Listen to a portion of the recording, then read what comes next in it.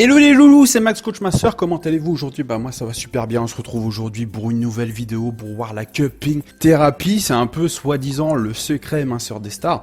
Donc on m'a posé énormément de questions par rapport à la méthode Hijama, donc c'est pareil, hein, c'est la cupping thérapie, et pas la méthode pyjama, hein, mais la méthode Hijama. Donc tu te demandes certainement quelles sont les techniques de star, et ça en fait partie.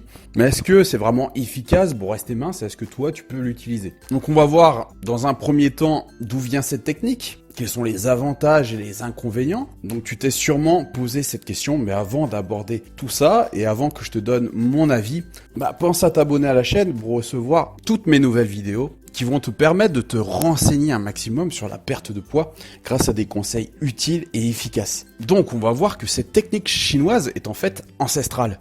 Sache qu'elle est utilisée depuis l'époque des pharaons, ceux qui ont fait l'une des pratiques les plus anciennes. En effet, à l'origine, la cupping thérapie servait exclusivement à des fins médicales. Mais il semble qu'elle possède certaines vertus amincissantes. Or tout d'abord, le praticien enduit ton corps d'huile, puis des pots de verre sont chauffés avant d'être disposés à l'envers sur les points vitaux.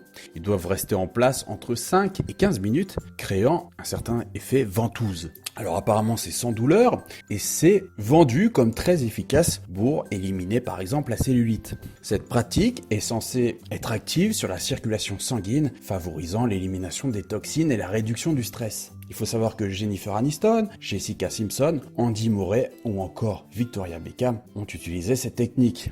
Donc est-ce qu'elles doivent leur silhouette de rêve à la cupping thérapie? C'est ce qu'on va voir aujourd'hui. Donc ce qu'il faut savoir, c'est que la méthode Hijama fonctionne un peu comme l'acupuncture, à la différence près que tu ne ressens absolument aucune douleur. Je sais pas si tu as fait l'acupuncture, si tu as testé l'acupuncture, mais effectivement, ça peut être des fois un peu douloureux. D'ailleurs, la cupping thérapie ou la méthode Hijama est effectivement utilisée pour combattre les douleurs. Donc rhumatisme, maux de dos, sciatique, cette technique apparemment soulage à peu près tout. Tu peux aussi t'offrir des séances régulières, pour, par exemple si tu es ballonné ou si tu as des troubles digestifs. Mais le principal avantage de cette méthode, c'est qu'elle régule l'énergie de tes organes. Du coup, ton organisme fonctionne de manière optimale après une petite séance de cupping thérapie. Notons qu'il s'agit d'une médecine naturelle et qu'en tant que telle, la cupping thérapie n'engendre aucun effet secondaire.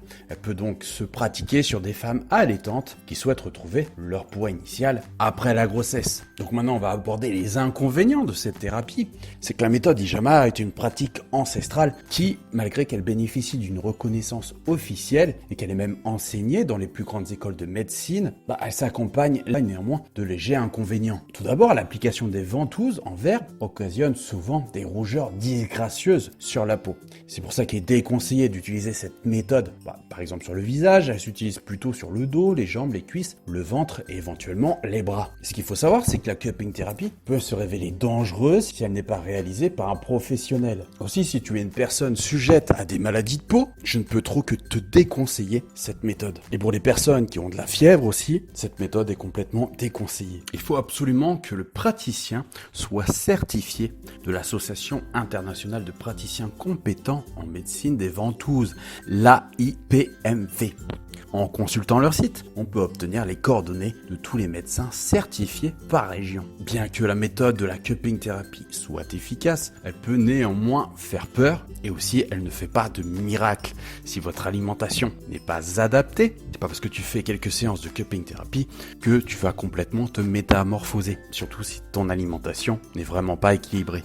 Heureusement, il existe, bien entendu, d'autres solutions beaucoup plus modernes pour perdre du poids. Il faut absolument que tu gardes à l'esprit que plus ton corps sera sain, plus la perte de poids sera facilitée. Et un conseil qui n'engage que moi, ne te fixe pas que sur l'aspect beauté de la perte de poids, car l'aspect beauté est très superficiel. La beauté est quelque chose d'aléatoire, subjectif et complètement personnel.